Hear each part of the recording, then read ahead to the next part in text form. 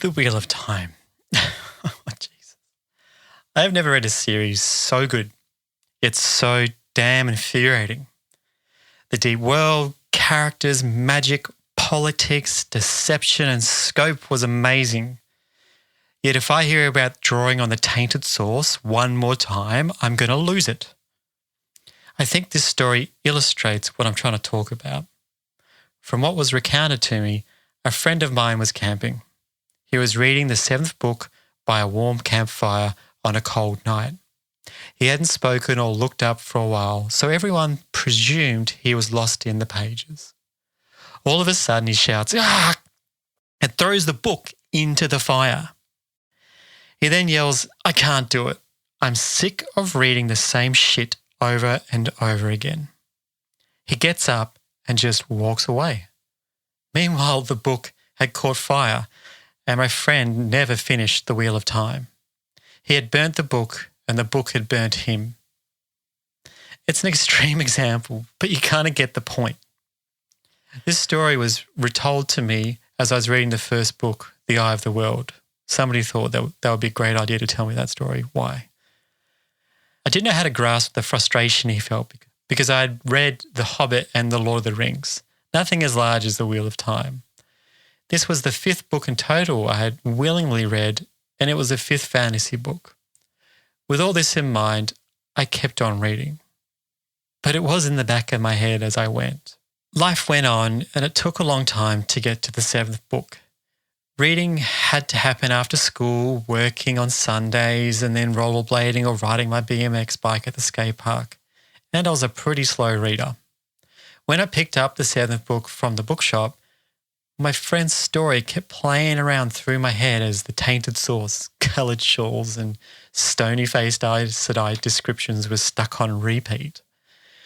God damn. I, however, resolved to keep away from all types of fires while I was reading it. After spending some time with the book, I then understood why the book was sacrificed to the fire. It was like Robert Jordan was fattening it up with the books with repetitive sentences to reach his goal of 14 books. And look, I get it. You got to do it some way. And it's really, really hard to write 14 novels and all about the same universe. So what can you do? And to move the story along, but after that one, I immediately went on to the 8th book, The Path of Daggers. And what a ride. Thrones are in chaos, the world was heating up due to the Dark One's influence. The Bowler Winds had been touted as useful for a while and it was finally used for great effect. The Ashaman were fighting, even though there had been a massive amount of issues along the way. Huge armies were facing off and Matt was rolling the dice. The goddamn Sea-Chan were humbled. The great sword, Sarangor Kalendor, was properly used and the lightning storm had devastated 2 armies. When I turned the last page, I was so pumped for the next book. Let's pause this for just one moment. One thing that we need to remember about this time, social media didn't exist, and I didn't use the internet apart from looking up slowly loading pictures of naked women. So I had to go to the bookshop to get the next book. I went without checking if it had been released yet.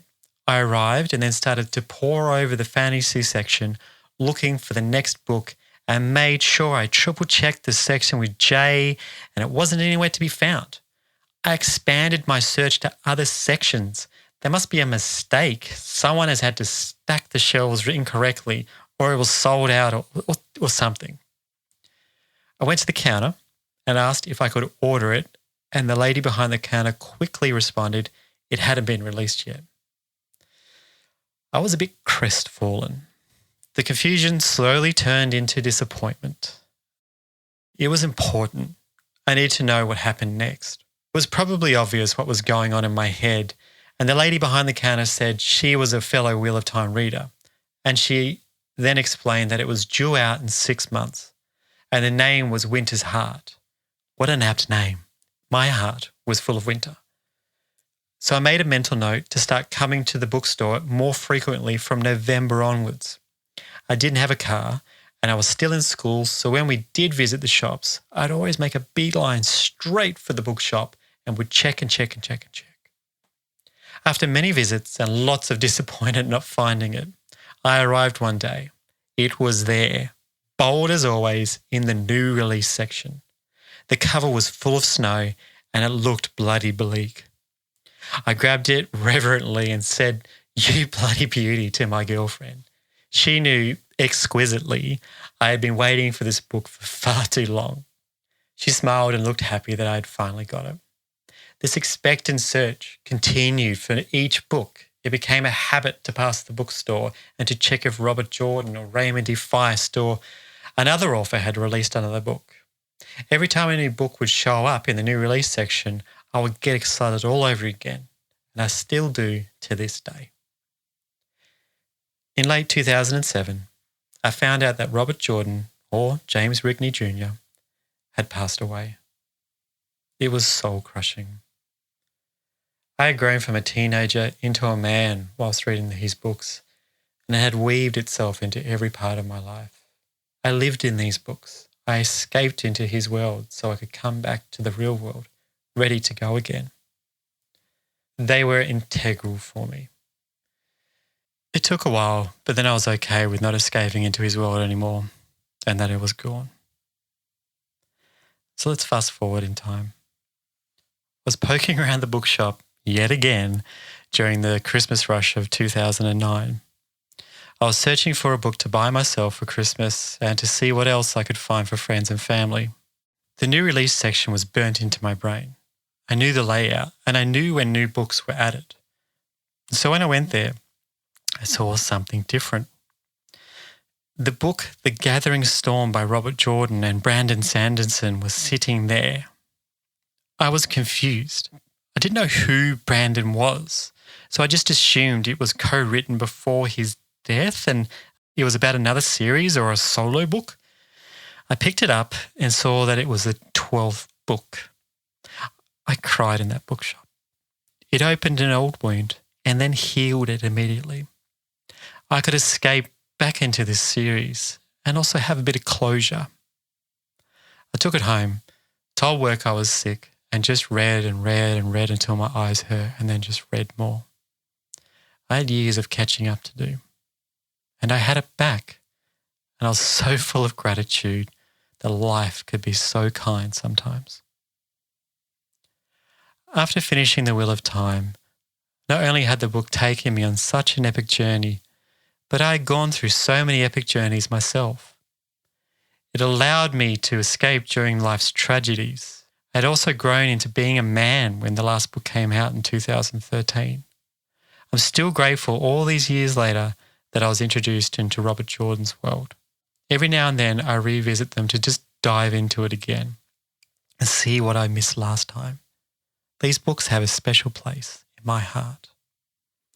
So to end this episode, thank you to James Rigney Jr., aka Robert Jordan, and his family for creating The Wheel of Time. And just to finish off, I've got a quote from Winter's Heart. Stories have power. Gleeman's tales and bards' epics and rumours in the street alike.